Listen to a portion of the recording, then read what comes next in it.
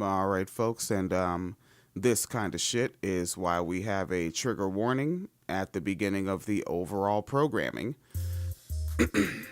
Let's see.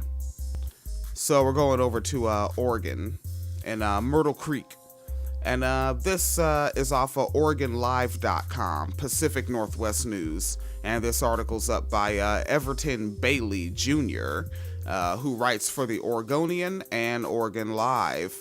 So, a Myrtle Creek police officer was arrested last week after authorities say he pretended to be a child on Facebook to solicit sexually explicit photos from teenaged girls.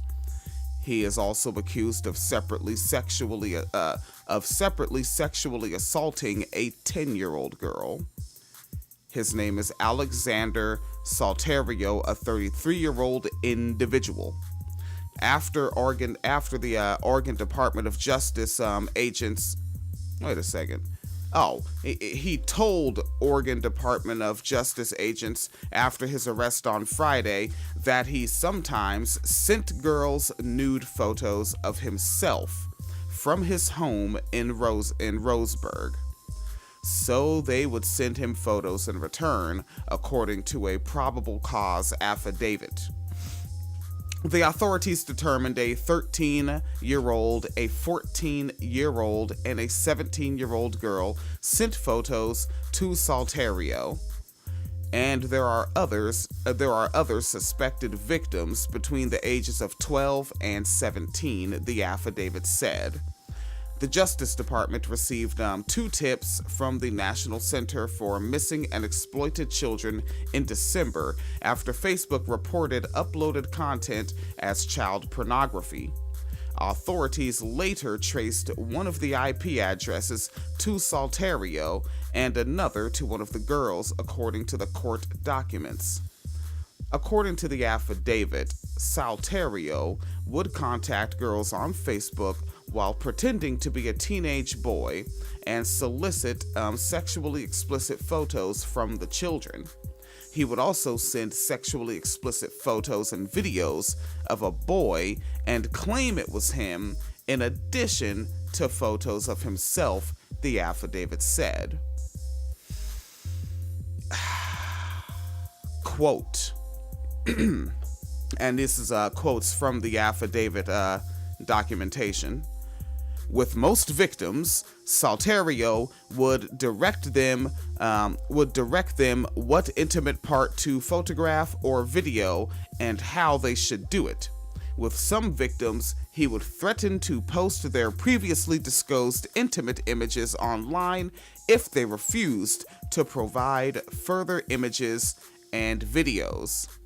End quote from the affidavit. That reminds me of back when I lived in no. At this point in time, I lived in Tacoma, Washington State, but I still fucked with a lot of cats out in Spanaway, where my childhood was. And there was a girl there, a high school girl and her high school boyfriend, and she wanted to break up with her high school boyfriend, didn't want to be with that guy anymore. But her parents did not know that she had a boyfriend, and she actually liked another guy and wanted to be with that guy. So the guy that she was currently with, I call this rape, coerced her into continuing to have sex with him, or he would tell her parents everything. And she told the guy that she wanted to be with about this, and he went ahead and handled that. And check the class privilege and how spoiled this fucking rapist is.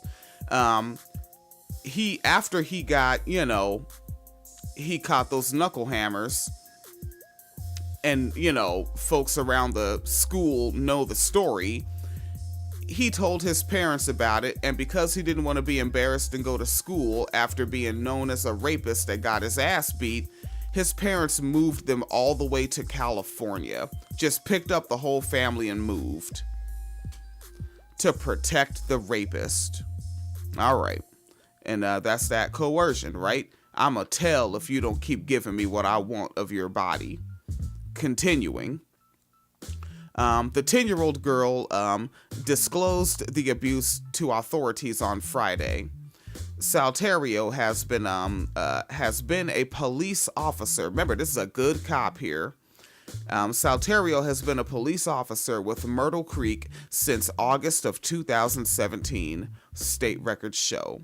Myrtle Creek is about 18 miles from Roseburg.